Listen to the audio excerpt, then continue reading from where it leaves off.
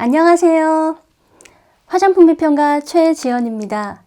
오늘 영상의 주제는 요즘 가장 핫한 레티나이 크림 쇼핑 가이드입니다. 어떤 제품을 사야 할지 고민 중이었다면 오늘 영상 놓치지 마세요.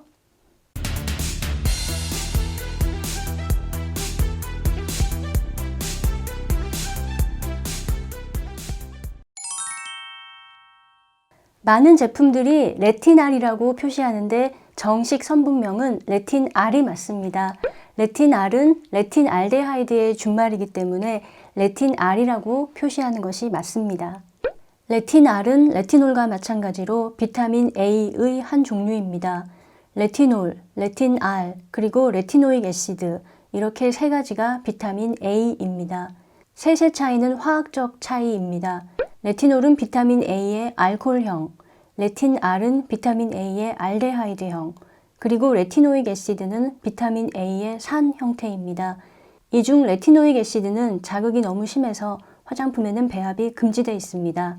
반면에 레티놀과 레틴알은 사용 제한 없이 자유롭게 쓸 수 있습니다. 레티노이드는 비타민 A와 관련된 화합물을 총칭하는 말입니다. 레티놀, 레틴알, 레티노익 애시드 외에도 비타민 A의 전구체, 즉 비타민 A가 되기 전 단계 물질인 레티닐 에스테르, 그리고 카로티노이드까지 모두 레티노이드라고 부릅니다.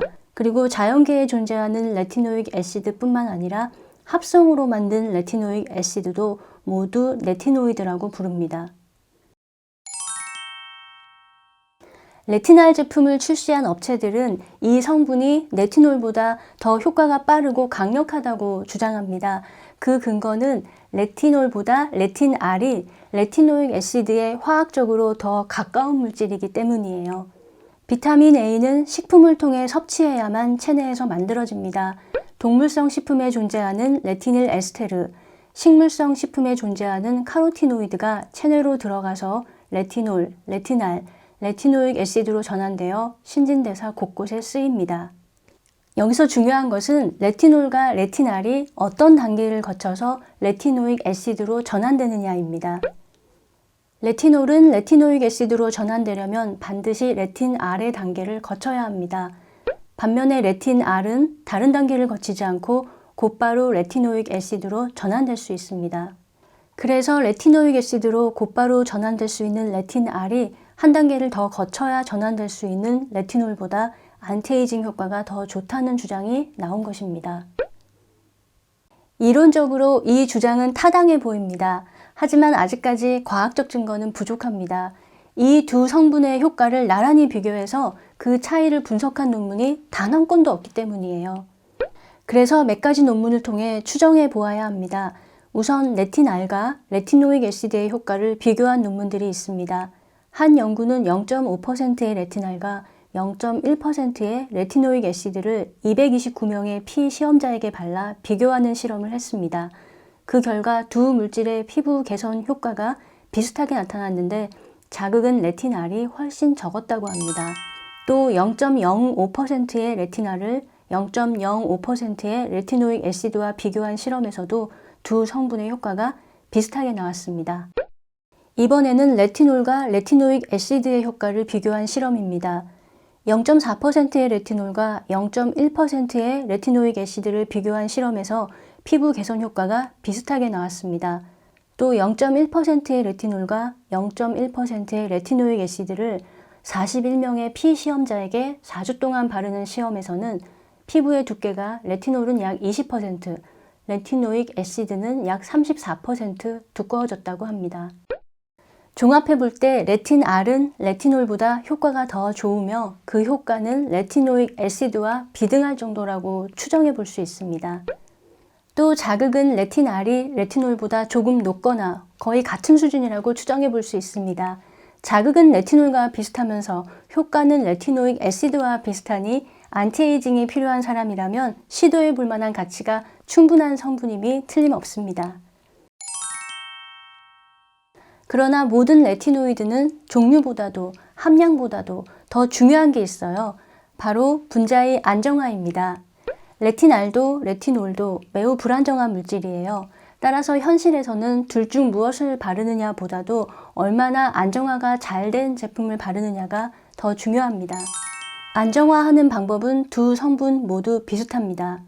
입자를 잘게 쪼개서 리포솜 속에 가두고 여러 항산화제, 산화 방지제, 오일, 천연 지질 등을 이용하여 안정화시키는 것입니다. 그리고 다른 성분과의 배합을 통해 제품을 더 안정화시켜야 합니다. 여러 항산화 물질과 산화 방지제를 배합하여 산화를 늦추고 또 자극을 줄이기 위해 하이알루로닉 애시드, 나이아신아마이드, 판테놀과 같은 피부 장벽 강화 성분과 비사보롤, 알란토인, 다이포타슘 글리시리 제이트와 같은 진정 성분을 넣어야 합니다. 레티날도 레티놀도 함량보다 배합이 더 중요합니다. 한 연구에 의하면 0.1%의 레티놀만 들어있는 크림을 바르는 것보다 0.04%의 레티놀에 0.1%의 다이하이드록시 메틸 크로몬 그리고 저분자 하이알루로닉 애시드가 함께 배합된 크림을 바르는 것이 효과가 더 좋았습니다. 따라서 단순히 고함량을 찾기보다는 항산화제, 진정제, 세라마이드, 하이알루로닉 애시드, 콜레스테롤과 같은 천연 보습인자가 함께 배합된 제품을 찾는 것이 더 중요합니다. 현재 국내 화장품 회사에서 출시한 레티날 제품은 CMP 레티날 DX 트리트먼트, 닥터 디퍼런트 비탈 리프트 A, 닥터 디퍼런트 비탈 리프트 A 포르테, 닥터 디퍼런트 비탈 리프트 아이앤넥, 아이레놀 R 레티날 나이트 케어 아이크림 이렇게 5종이 있습니다. 제가 이 5개 제품을 꼼꼼히 비교해 보았는데요. 성분은 조금씩 다르지만 기능과 효과에서 큰 차이는 없습니다. 5개의 제품 모두 리포솜 처리를 해서 레티나를 안정화시켰고 여러 수용성과 지용성 항산화제를 넣고 또 진정 효과가 있는 식물 추출물로 자극을 줄였습니다. 세라마이드, 콜레스테롤, 하이알루로닉 애시드 등의 피부 장벽 강화 성분도 모두 다 들어있습니다. 그리고 부틸렌 글라이콜, 프로판다이올과 같은 알코올 계열의 용제를 써서 피부 흡수율을 높인 것도 비슷합니다. 펩타이드 성분을 넣어서 주름 개선 효과를 높인 것도 비슷하고요. 그리고 기능성 성분인 아데노신도 5개 제품 모두에 다 들어있습니다. 그래도 제품별 특징을 하나씩 짚어보는 게 좋겠죠? CMP 레티날 DX 트리트먼트는 가격 면에서 가장 추천하고 싶은 제품이에요. 이 제품은 30ml에 9만원의 정가로 판매를 시작했지만 현재는 홈쇼핑은 물론 오픈마켓에 대량으로 풀리면서 가격이 2만원대 중반으로 떨어졌습니다. 아마도 레티날 시장에서 선두를 차지하기 위해 박리담의 전략을 선택한 것 같아요.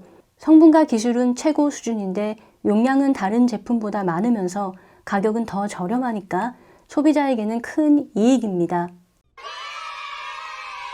닥터 디퍼런트의 3가지 제품과 아이레놀 제품은 모두 향료가 들어있지 않다는 것이 특징입니다. 향에 자극을 느끼는 사람 혹은 향을 싫어하는 사람은 이 4 제품 중에 선택하세요. 이 중 닥터 디퍼런트의 비탈리프트 아이앤넥에는 펩타이드 성분이 좀 더 강화되었습니다.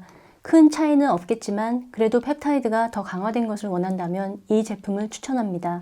아이레놀 R 레티날 나이트 케어 아이크림은 정제수 대신 병풀 추출물을 사용했다는 점, 그리고 나이아신아마이드로 미백 기능성 인증을 받았다는 점이 장점입니다. 마지막으로 닥터 디퍼런트 비탈 리프트 A 포르테에는 레티날이 다른 제품의 2배인 0.1%가 들어있다는 점이 다릅니다.